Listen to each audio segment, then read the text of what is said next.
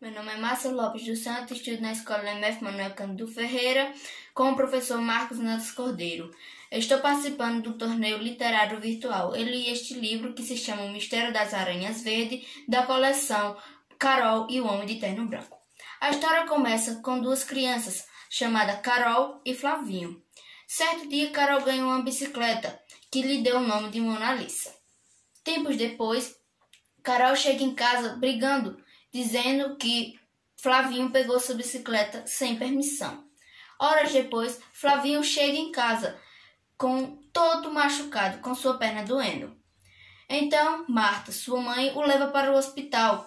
E chegando no hospital, um doutor chamado Araripe o leva para sua sala e, sem menos fazer um raio-x, ele engessou sua perna.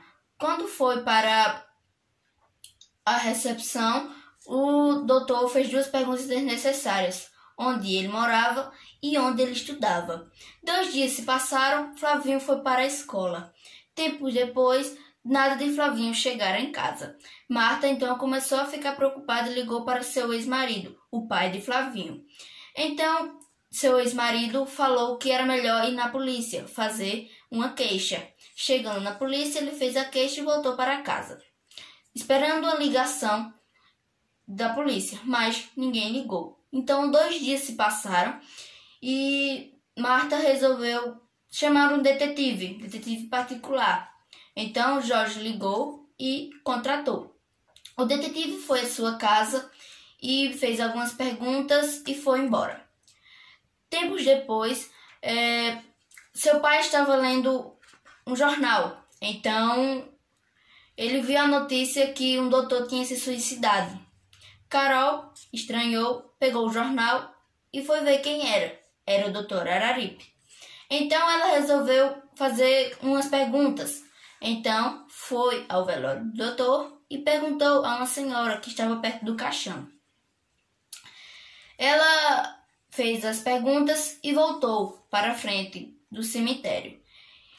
E não achou o seu namorado, que tinha ido com ela. Foi até a esquina achando que ele estava lá. Quando chegou na esquina, um carro parou rente à calçada e sequestrou ela, colocando ela dentro de um carro. Ela acordou dentro de um quarto escuro e sozinha. Então, um dos sequestradores entrou dentro do quarto e bateu nela, sem motivo, e saiu. Ela então pensou numa solução para fugir de lá. Viu um sofá lá e achou uma caixa de fósforo. Ela pensou: se eu tocar fogo nesse sofá, eu consigo fugir. Então ela tocou fogo, os bandidos viram e ela conseguiu fugir. Então ela foi para a beira da estrada pedir uma carona. Passou o carro da polícia, mas ela achou melhor não pedir. Então ela pediu carona a um caminhoneiro. O caminhoneiro a levou e deixou ela numa cidade, pertinho da que ela morava. Então ela chegou nessa cidade e encontrou um amigo. O amigo resolveu dar hospedagem a ela. E outro dia ela deixou uma carta lá na geladeira e voltou para a sua cidade. Chegando lá, ela foi para o hospital imediatamente onde seu irmão tinha sido consultado. Encontrou um doutor chamado Ronaldo e fez algumas perguntas sobre o doutor que tinha falecido. Ela pediu para que ele fosse até sua casa e para seus pais que ela estava bem. Quando ela saiu do hospital, ela foi sequestrada novamente. Acordando, ela viu que estava num quarto diferente do que ela estava antes. Depois ela recebeu uma ligação, era o chefão, dizendo que queria vê-la. Os bandidos entraram dentro do quarto dela e levou para a sala do chefão. Chegando lá, o chefão explicou por que tinha sequestrado ela e seu irmão. Eles haviam sequestrado ela por causa de 2 esmeraldas em formato de aranha e disse que, como ela sabia disso tudo, teria que matá-la. Então ela voltou para o quarto pensando na solução, como fugir de lá, porque não queria morrer. Então ela pegou uma almofada e escreveu: socorro, vão me matar.